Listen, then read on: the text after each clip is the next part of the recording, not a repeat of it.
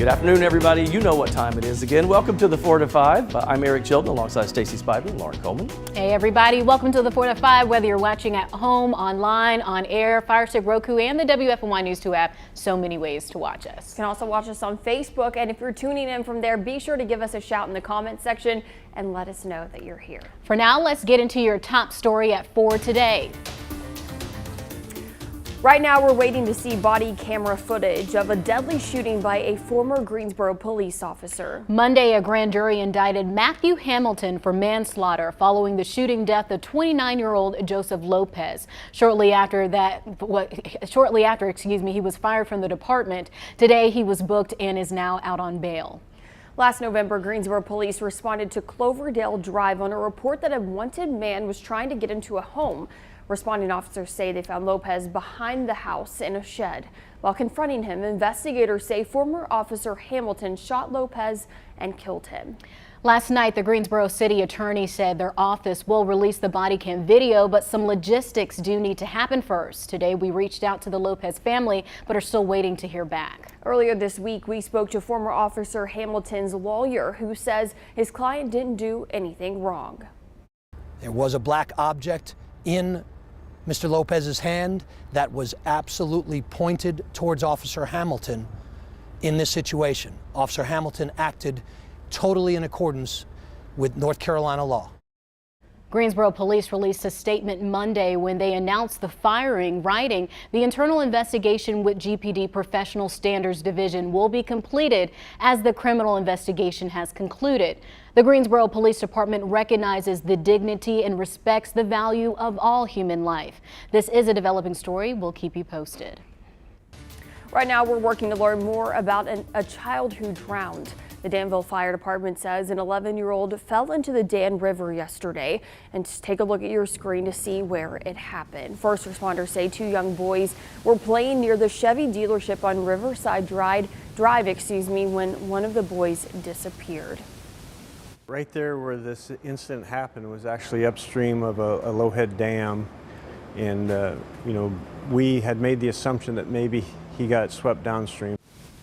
Once the boy went under, responders say the other child called 911. About 45 minutes later, crews found the missing boy's body. They tried to save his life, but he did not survive.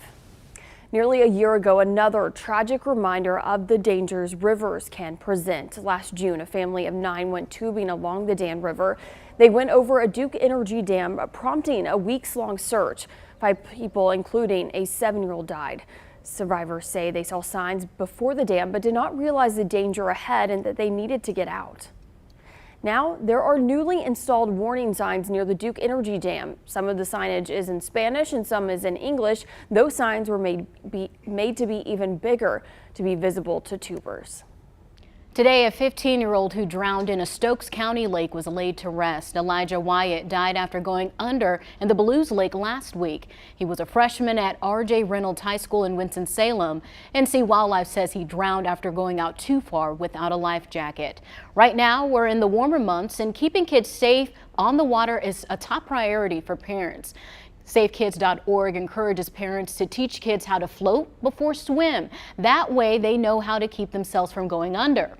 Experts say you play a big role when they first start swimming as well. Therefore, you should keep them at arm's length, away, and don't get distracted. They also say it's just as important you make sure you have swimming skills. It helps you teach your child and could come in handy down the road. You just never know when you might be able to call upon your skills with swimming. And again, I can't reiterate it more that if you don't know how to swim, put on a life jacket. Hicks also says if you're apprehensive, just get in the water and try it. You might surprise yourself. It's a basic skill that all of us need to know, but many don't have the means to get swim lessons. The Greensboro Aquatic Center is partnering with the Carolina Swims Foundation to provide free swimming lessons for underserved and foster kids. In years past, children registered with CSF received a backpack filled with necessary swimming equipment that could also double as a school bag. To register, visit the organization's website at carolinaswimsfoundation.org. It's so important, and I didn't have formal swimming lessons as a kid, so I was petrified. I remember as a little kid, and then finally, little by little, my neighbors were the only ones that had a pool, and I asked if I could just get in there myself, and I taught myself, but I was like 11 or 12. Now with my twins, I got them in at like 2.5 years old, and that made a world of difference. Yeah. I'm still not a great swimmer. I'm not a great swimmer as well. I've actually had a near drowning experience myself Terrifying. when I was like in 4th grade. I was at the swimming pool, and some friends were like, "Lauren, go off the diving board. We'll catch you. We'll catch you." Could not swim at all, went off the diving board, and I just started going crazy, and everyone was trying to get me on the Did little... somebody get you? Someone did. A lifeguard eventually came and got me, but I was Wow. like pushing everyone away and started That'll pushing make them you scared under. for a long time. And I was, too. and like Yep. even now as an adult, I really feel like I can enroll myself into some type of class. Yes. Like I can float a little bit, and I can like swim under water, but I still get kind of terrified when it comes to water. Like I don't like it going, you know, once it goes past Yeah. like my neck, I just kind of stay out of it. I've never really had, I mean, I think my parents said from day one I like loved the water and I loved swimming, and it was just something that always came natural to me.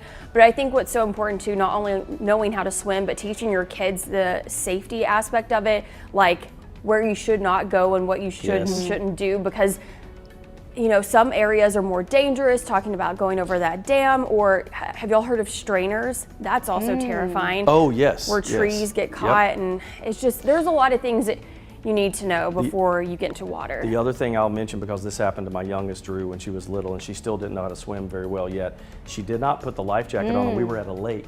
And she was standing, and I don't know if you've ever noticed this, even in swimming pools that have a steep grade, it pulls you toward Yes. the deeper end. You know, you can't, and that was happening to her, and she went under. And My she wife started saw- screaming, "Mommy, Daddy," Well, and then she you couldn't guys... get it out in time. The water went up, Oh. and Leslie heard just a noise and jumped in and got her. But she said, I couldn't stop walking in. So that's something to think about and teach Life kids. jackets. Yes, wear the life jacket. They can Even if literally you are a save great lives. swimmer, That's right. wear them. Yeah, very true. All right, let's get to our forecast and see what's happening there.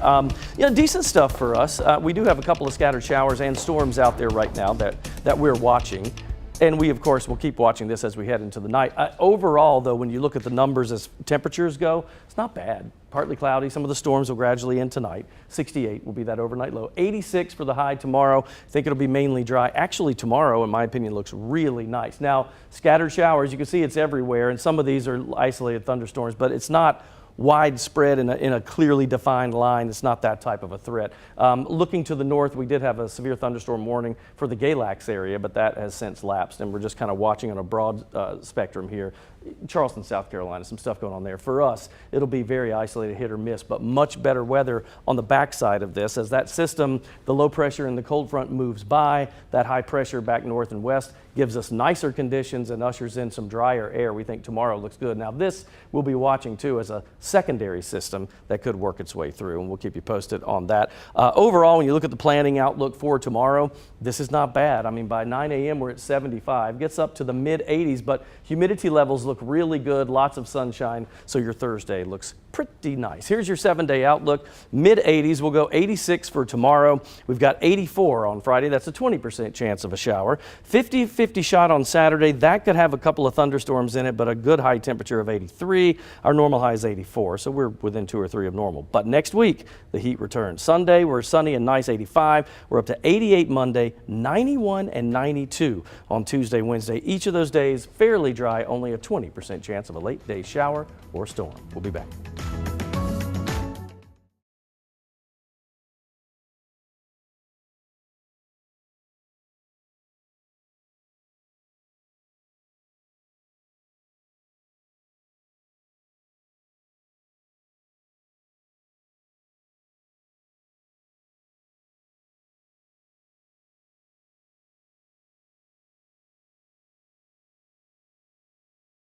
Check Jalen 1, 2, 3, 4, 5, 6. Bald Eagle, the baby eagle is checking in.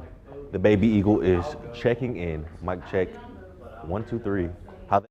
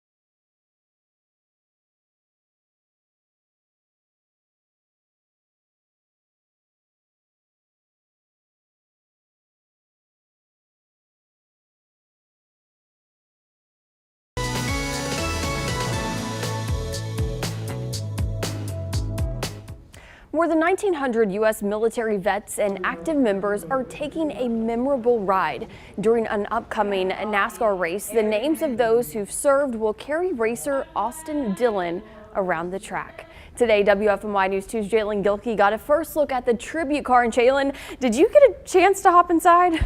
Well, unfortunately, I did not, Stacy, but I did get to speak with Welcome, North Carolina's very own Austin Dillon. He's the driver who will be behind the wheel of this beautiful tribute car July 3rd in Wisconsin.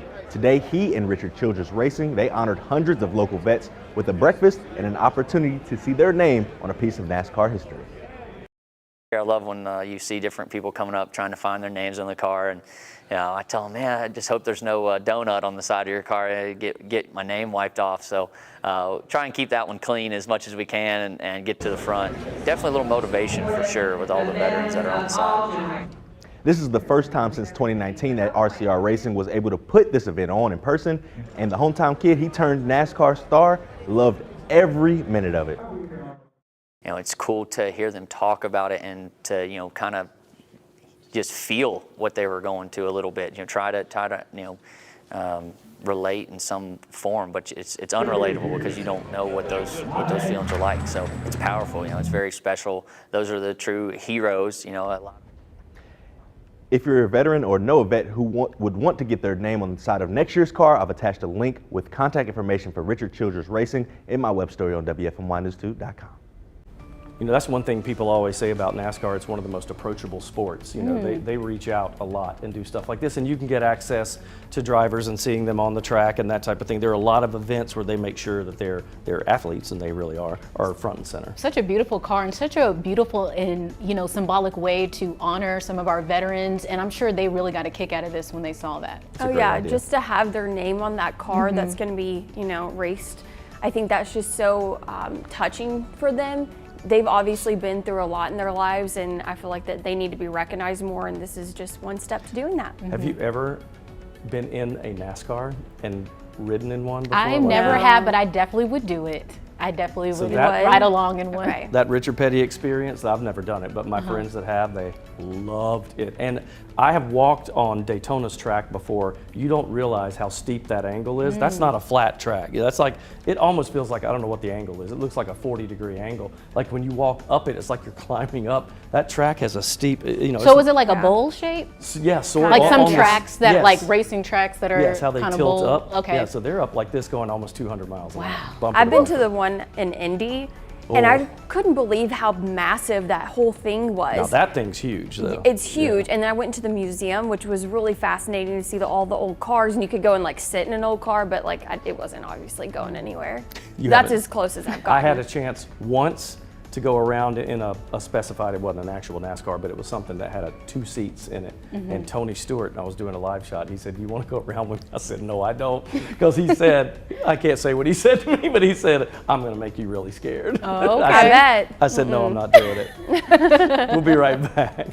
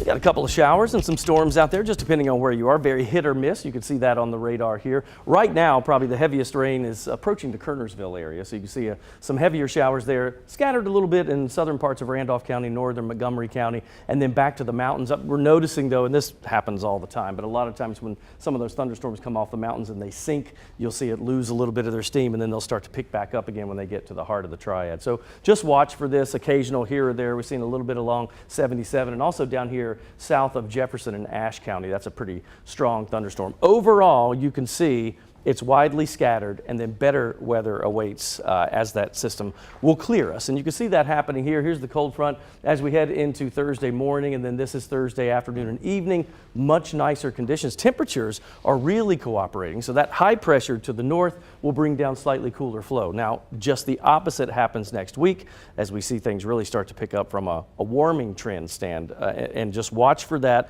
Probably around Wednesday of next week, we'll see some possibility of some low 90s. Give you the whole ball of wax here. Here's your 7-day outlook with 86 degrees for Thursday. It's a 20% chance of a shower on Thursday. I don't think that'll amount to much. It's mainly dry. Lower humidity for Friday. Nobody's arguing with that. So mid 80s for Thursday, Friday. Saturday, it's a 50-50 shot of rain. So that next cold front that's kind of in the middle of the country right now will get to us then, and watch for scattered showers. But the temperature is good, 83. Second half of the weekend is perfect. That'll be nice on the backside of that front, probably slightly lower humidity, but Sunday, partly cloudy, 85. Here comes the heat, though. 88 on Monday, fairly dry. A very, very small chance, that 20%, I wouldn't hold your breath for that. We put that in just because when temperatures get to the 90s, you could see a pop-up late-day storm at any time. Highs 91 on Tuesday and 92 by Wednesday. Today on U-Day, Coach Lamont invites us on a journey of taking risks. He shares a story about what can happen when you take that leap of faith. A man sat waiting for a friend at a coffee shop when a woman walked in and asked, "Are you the one that was sent from the blind dating service?" The man lifted up his head and saw that the woman was the lady of his dreams and decided to play along. "Yes, I am. I am so glad you made it." The two sat and talked for hours, and hours grew to days, days grew to months, and months grew to an engagement. On their wedding day, he decided to confess that he was indeed not the one that she was waiting for. She replied, "Neither was I.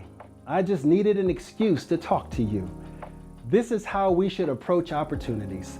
They are always there, but until you take a risk, you will never know what is truly intended for you. This is Coach Lamont. Make today your best U-Day. I'll see you tomorrow.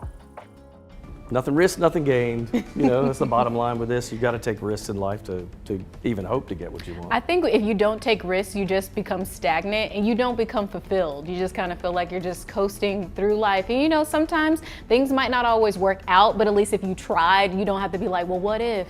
What if I started that food truck? Or what if I went back to school? Or what if I went up to that boy and told him I liked him? You know, you just never know. I mean, that's what happened with me, and now I have a husband, so.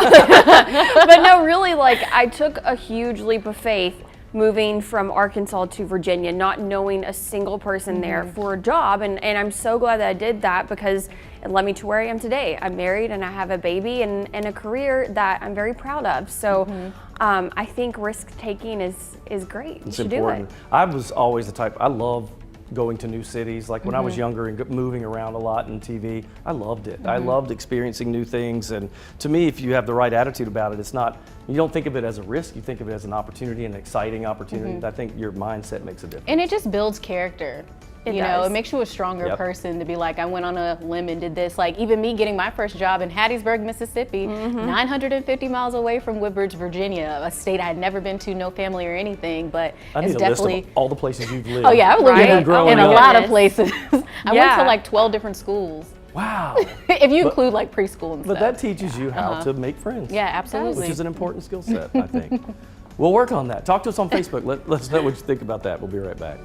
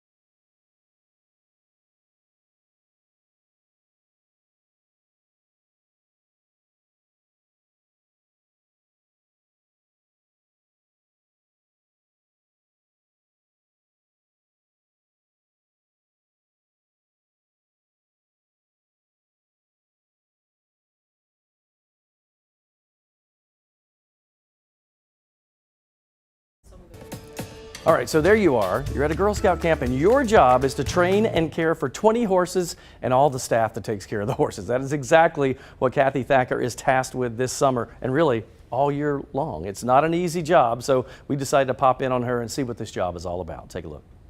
You'll just walk along the cones. That's your new rail. Okay. Well, that's what it's all about. When you have 20 of those to take care of, that is a full-time job. Kathy does that all the time. Thanks for being with us today. Thank you. So this is, I mean, you say this is a year-round job. The camp is the camp, but somebody has to take care of these horses, and that's you. All year, yes. What does that entail? We do feeding, turnout, maintaining, pastures, working with the farrier, working with the vet, and then we teach lessons throughout the year, and we do troop programs, and we have a volunteer program for girls. So you don't have enough to do, is what you're telling me. Right. We've got a lot of free time. So with the Girl Scouts and you're doing these camps, what's it like to work with the kids, and what do they get to do? We love working with the girls. Kids plus horses equals magic, and we enjoy watching them grow out here, going from maybe being a little bit nervous to, at the end of the week, feeling confident on the back of a 1,000-pound animal. I know, and it's a lot of fun to watch that transformation. And some of these are new, right? Some of these horses are new. So that's what's going on now. What are you doing with them now? So right now we're training staff and training new horses. So we're just letting them experience what they'll be doing during the week. So right now we're working on some obstacle courses, and my riding instructors are getting used to our new horses and sort of their little quirks and personalities, so that they can help the girls better achieve. I love what you said is true. Kids and horses is magic. My little girl, when she comes out, when you watch their faces, you just see the light bulb go off, right? Yes, I mean, describe absolutely. That. It just, their interest, that's the thing that I enjoy. There's so many things to learn about horses, whether you're interested in their color or what they look like or their breeds or how to take care of them. There's no other sport where you have to know as much about your equipment as horseback riding. And so whatever their interests are, if they're interested in, genetics, there's things we can talk about with that. If they're just interested in spending time with the horses, that's a value in itself. There's so much to do out here, and we just enjoy following their interest and their passion. So cool. Horses are beautiful. That's right. Thank you for taking time out with us today. Look, I mean, please. That's what it's about right there. Love the horses. So cool. So I asked you on Facebook, speaking of camp, to give me your favorite camp memory. Some of these were just camp memories, maybe not their favorite. It was so funny. Sharon says, finding a chewed piece of gum in my pudding. Yep, that is not a good camp memory. Debbie says getting back home and walking into the AC. That's always good. Sandy says Camp Chestnut Ridge with youth choir, sleeping in covered wagons, eating and cooking outside, and swimming. Pam said Camp Cheerio. A lot of people around here have gone to Camp Cheerio. Years ago, my first trip away from home, homesick at first, but got adjusted. Loved the nights around the campfire singing the songs and roasting marshmallows and making s'mores. And Ashley said picking my child up, who was 12 years old at the time and had been there a month, and the first question was, can I stay another month? That means that's a good one. And my favorite one, Eric Tyson said, that one time at Camp Crystal Lake when I got away from Jason, LOL. Reference to Friday the 13th, in case you didn't know what that was all about. I was a little confused, I'm not gonna lie. Camp Crystal Lake was where Jason Voorhees in Friday the 13th did his thing. Okay. Yes. Yikes. So my favorite camp memory, Governor School, I went there for theater when I was in high school. So that's pretty much like a summer camp. You're there for several weeks. But it was at the University of Richmond, and there was, in the dining hall, it was called Jersey Dirt. Have you ever heard of that? It's like a type of dessert. So it's like cream cheese. Oh. It's like cream cheese, like a pudding, and like crushed Oreos on top. That they used to sounds always good. have that in the dining hall, and I always made sure I had some for lunch or for dinner too. So I randomly think about that food sometimes. Did you go to camp growing up? Oh yeah, I went to all kinds of camps. I loved camp. I had no problem going away for a week and staying somewhere. Like, that never bothered me growing up. But I think some of my best memories were from cheerleading camp in high school, because instead of going to a camp like on our campus or maybe like an hour up the road at a university, we would go to Texas and drive like 5 or 6 hours to go to one of the biggest camps in the nation. And that was so cool to compete against all these really big schools, especially Texas, because their cheerleaders are legit. It's huge. It's huge there. I only did a couple camps as a kid, but I did Governor School too. Best summer of my life. 6 weeks of my high school career. It was the greatest thing I still ever. keep in touch with Me a lot too. of those friends. I love it. Lauren and I will talk about that all day long. We'll take a break. We'll be right back. One day at governor's school.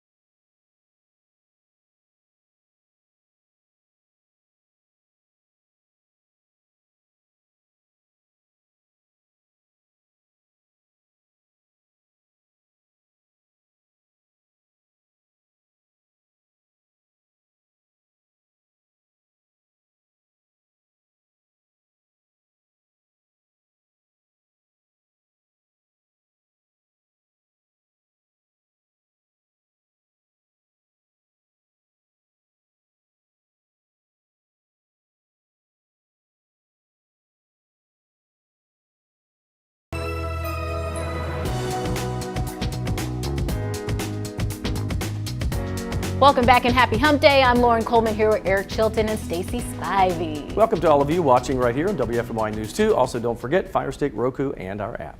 And we're on Facebook as well, so if you're on there, be sure to go ahead and write something in the comment section to let us know that you're here. We'd love to hear from you. For now, let's get to your top story at 4:30. Right now, we're waiting to see body camera footage of a deadly shooting by a former Greensboro police officer. Monday, a grand jury indicted Matthew Hamilton for manslaughter following the shooting death of 29-year-old Joseph Lopez shortly after he was fired from the department. Today, he was booked and is now out on bail. Last November, Greensboro police responded to Cloverdale Drive on a report that a wanted man was trying to get into a house. Responding officers say they found Lopez behind the house in a shed.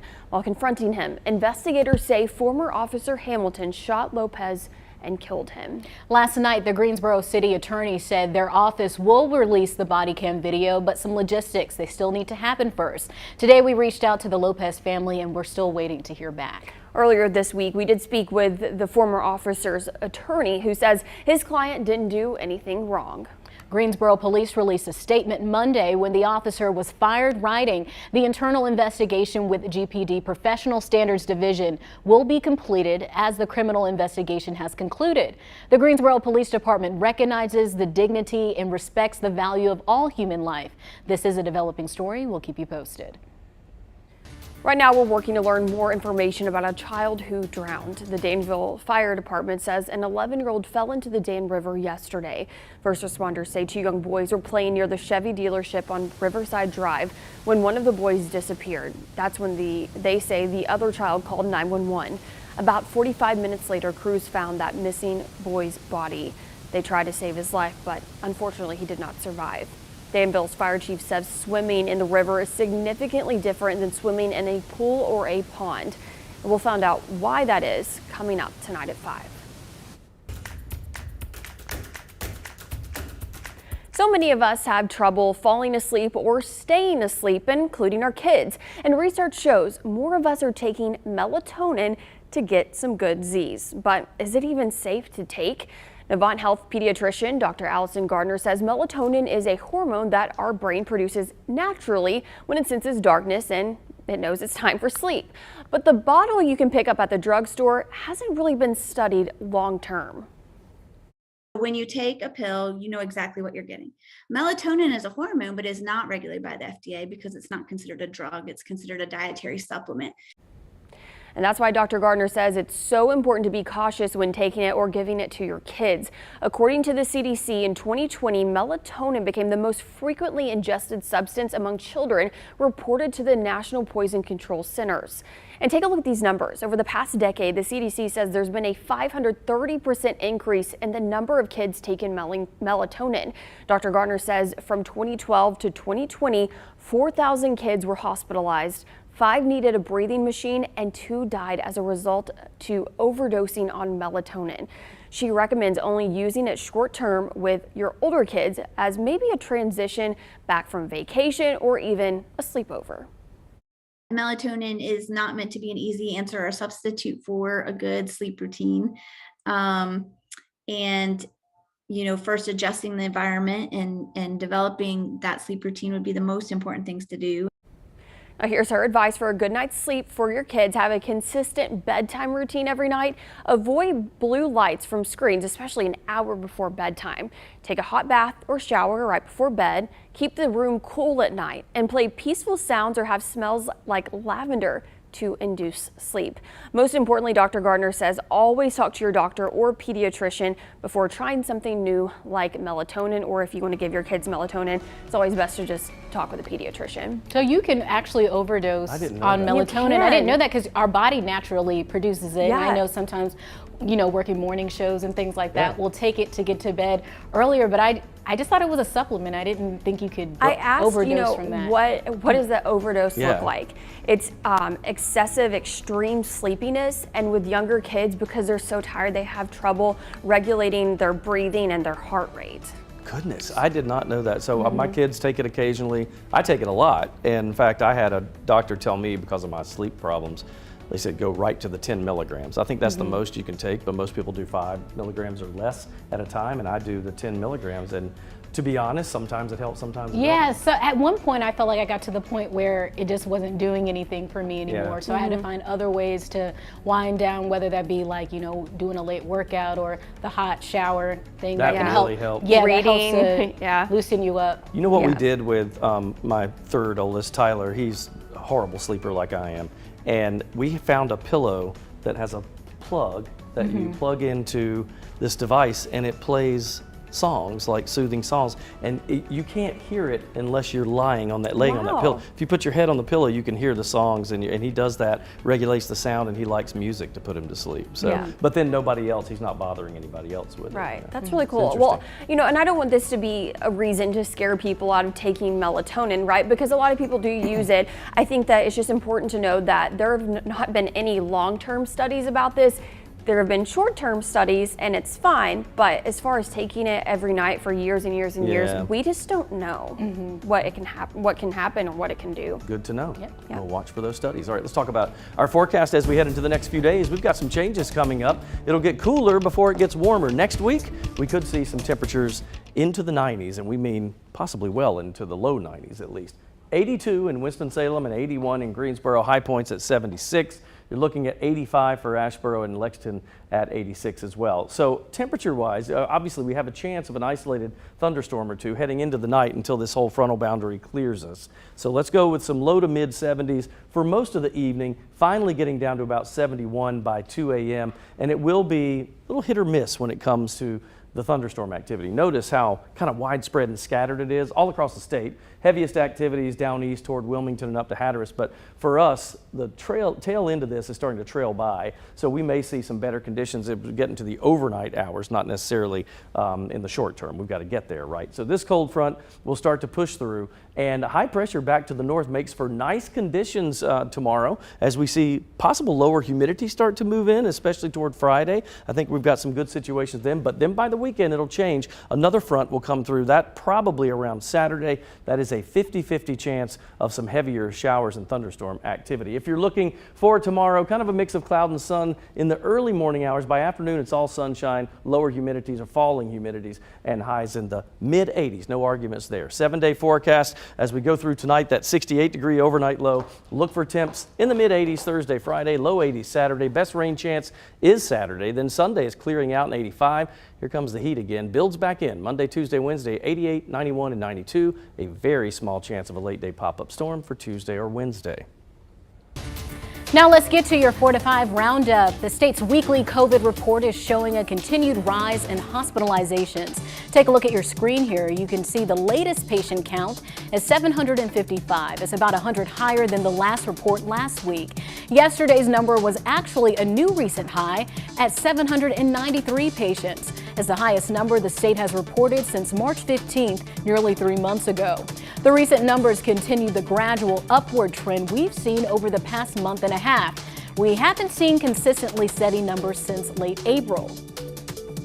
Right now, several dogs are in quarantine following a parvovirus outbreak at Guilford County Animal Services. Due to the highly infectious nature of the virus, all dog intake is suspended at the Resource Center on Guilford College Road.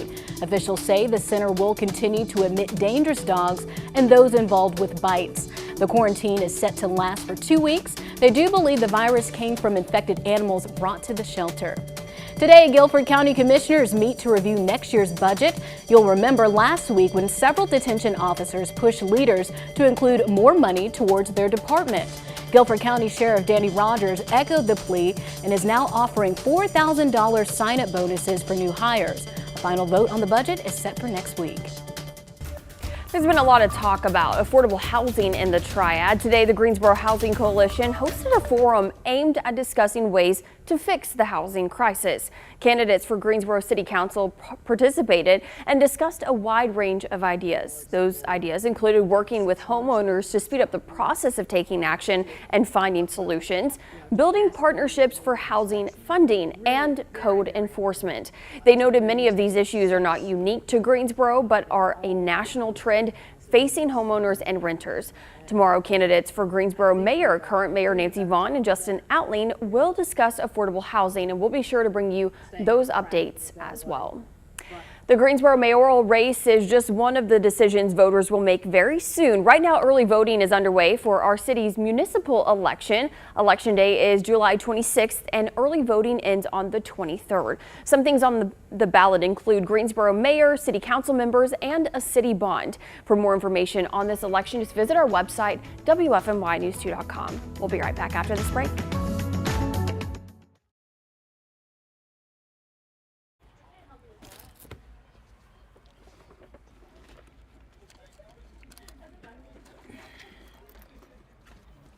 Hi there, Mike check, Julie Luck. The last time this happened was on January 25th. Go crazy.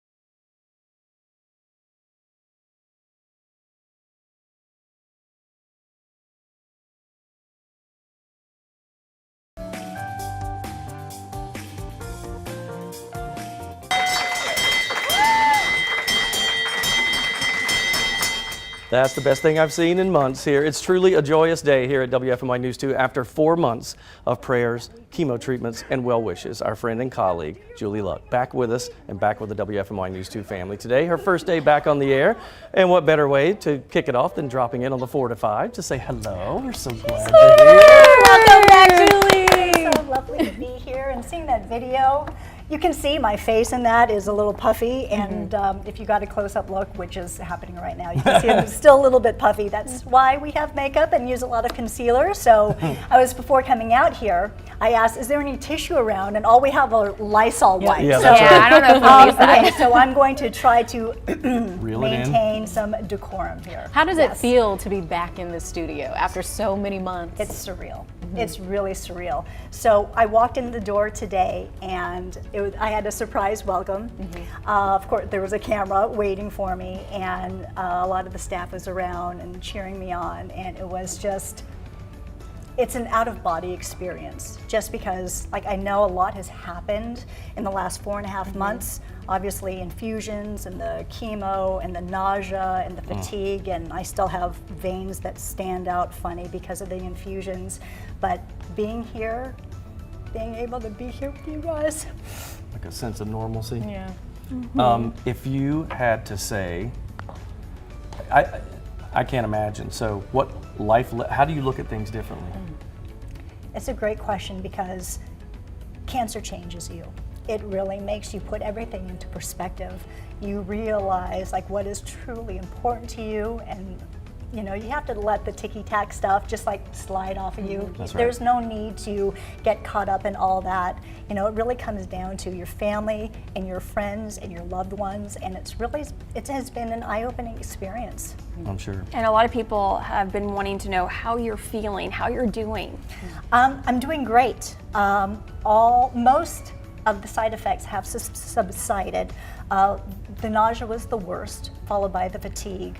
And the cold sensitivity, where I couldn't touch anything cold or else it felt like It was hurting you? electrical shocks up my arm. It was very, very bizarre. So all that has gone away, and I'm now able to eat with medical utensils again, because the metal would leave a metallic taste in my mouth. So I was using plastic utensils. The only thing really is remaining is something called neuropathy, where I have a tingling or a numbing sensation in my fingers and my toes. It's not so bad where I can't button a shirt or I can't flip a page, all that, but even right now I can feel it. You can feel it. Interesting. But it's just something you kind of just get used to, and doctors say it's going to be sticking around for a few months. Now that you're getting back into the swing of things, what are you looking forward to doing the most? Oh my goodness. I am attempting to get back to my fitness level. Okay. I'm a jogger. I'm not a very fast jogger, but I attempt to. So before the diagnosis, I could run 4 or 5 miles without stopping. Wow. Now I'm trying to so I'm doing it in increments, because you That's can't the do way it you all should at do it. once. That's right. So I'm now up to running 3/4 of a mile, then walking a quarter, then running another 3/4. So at some point I'll be able to just take out the walking and being able to run that whole distance Building again. That's amazing. I'm trying. That is I'm amazing, sucking Julie. wind, but I'm doing it. It's something. Well, we're so happy. And I will say this on a personal level for me and you, because Julie and I were friends long before, don't do that to me, long before she ever worked here. And my wife and I, when we were dating, we would hang out with Julie quite a bit. You weren't married yet either. Yeah. All of us were hanging. And she's one of the sweetest people you'll ever meet. There are lots of people on TV that aren't that way. You are one of them that you're everybody sweetheart. loves. And everywhere I go, they ask me how you're doing. And I'm so glad you're here. Thank you for Now they see. I'm so glad to be back, and thank you for the cards, the emails, the messages. I've just been so overwhelmed with all the love and support. Thank you from the bottom of my We're heart. glad you're back. We love you so much. We need you here. We'll be right back. Thank you. Love you.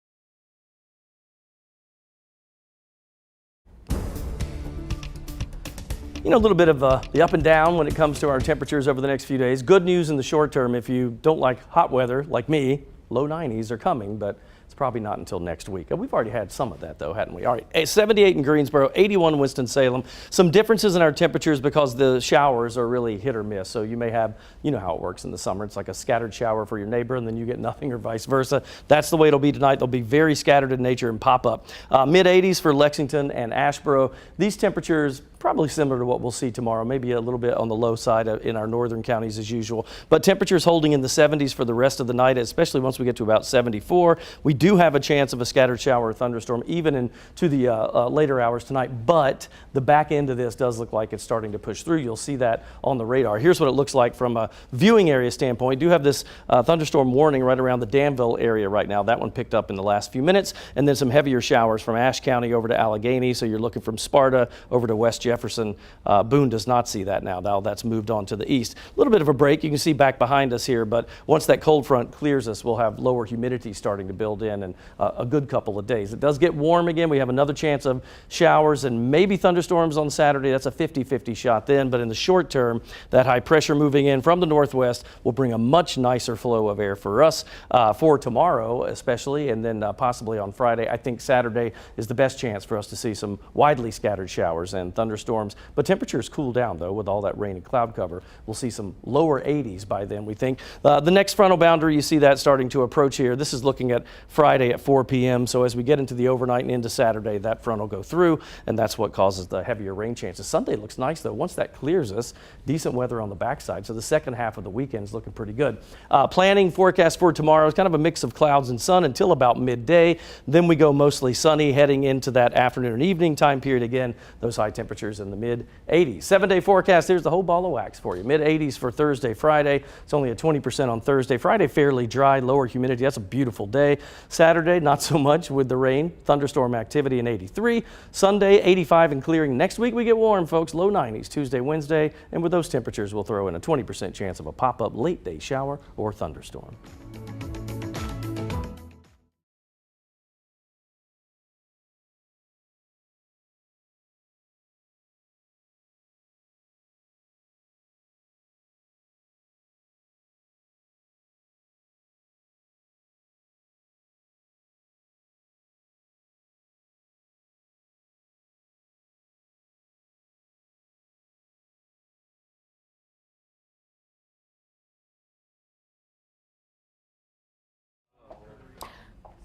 Avery Powell, WFMY News 2. It's just the way he is. Hi, Callie. Playing with tortoises and turtles. 1, 2, 3, 4, 5. Yes, you can. You can have all of that. Is my mic working? I'm not hearing anything. Oh, great. That's terrific. Hi there, Illinois, Indiana, Iowa, Kansas, Kentucky. So I was very impressed by that, and I love. Hi, Callie. 1, 2, 3. 1, 2, 3, 4, 5. Lauren Coleman, WFMY News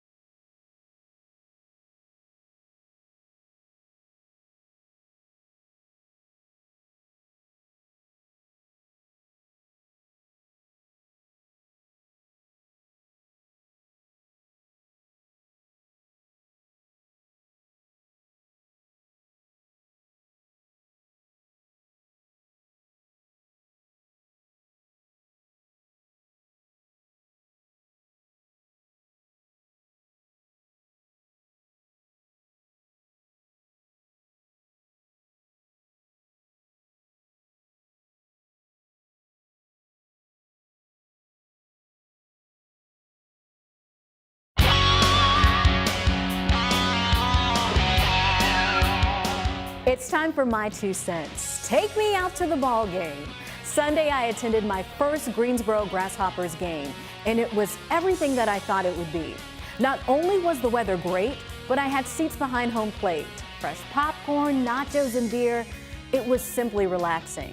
And it also brought back so many memories. Growing up, I loved to play catch with my dad in the backyard. It was one of the ways we spent time together. When I was in 4th grade, my parents signed me up to play baseball on the local Little League team. I wasn't the best batter in the bunch, but I enjoyed the game and the bond with my teammates. Baseball practice during the week and games on the weekend became a family affair. There's just something about the game that ties people together. Whether it's the food, music, or just socializing, there's something for people of all ages to enjoy. It's a great place to make memories that will last a lifetime. That's my 2 cents. That's your 4 to 5. WFMY News 2 at 5 starts now.